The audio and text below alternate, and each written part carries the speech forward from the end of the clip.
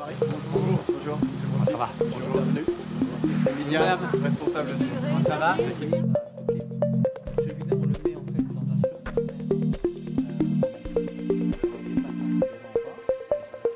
Les déchets sont amenés par un funiculaire. Donc ici, vous avez une première zone de quartier, le quartier pour les déchets de MAVL, moyenne activité vie longue.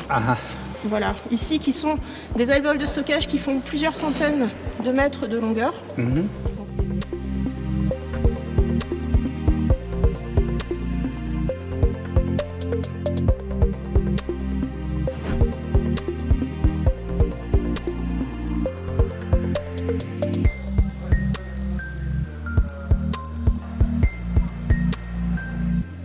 Vous avez en face de vous une galerie qui a été construite avec un tunnelier. Oui. Et vous pouvez voir les revêtements, voilà, mécanisés, ce qu'on appelle des voussoirs, qui sont mis en place au fur et à mesure Que la machine avance. que la machine avance. Ma visite ici, comme directeur général de l'AIA, c'était indispensable pour me familiariser avec ces projets qui est l'un des projets qui a atteint un degré de maturité les plus importants. Les degrés d'avancement du projet est très soutenu. Pour nous, comme organisation globale qui veille à la sécurité, à la sûreté de l'activité nucléaire, c'est très encourageant et même rassurant. Je crois que les projets avancent d'une manière satisfaisante.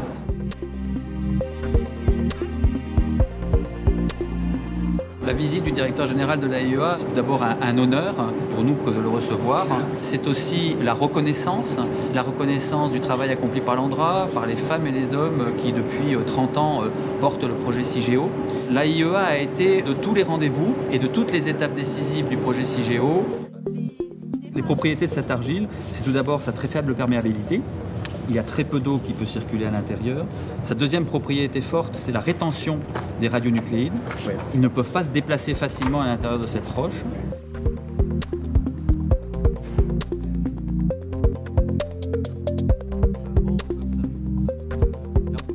La coopération internationale, c'est essentiel pour l'agence, c'est essentiel pour le projet CIGEO, en bilatéral, mais aussi en multilatéral, avec une agence comme l'Agence internationale de l'énergie, pour faire la promotion des choix et des concepts français, et aussi pour bénéficier du retour d'expérience des pays partenaires, et enfin pour tous ensemble porter l'avancée des projets du nucléaire, parce que l'aventure du nucléaire, c'est une aventure qui est mondiale.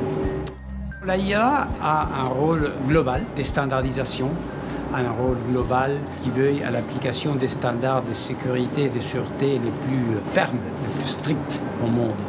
Et la France, je dirais, dans ces concepts-là, est un vrai partenaire. Nos départements de la sûreté et la sécurité nucléaire travaillent d'une manière presque quotidienne avec l'ANDRA et d'une manière très satisfaisante. On accompagne ça et on peut, grâce à ce travail, refléter dans les standards de sécurité et de sûreté qui sont appliqués globalement, appliquer et peut-être aussi montrer l'exemple de ce qui est fait ici, peut-être aussi comme référence au monde entier.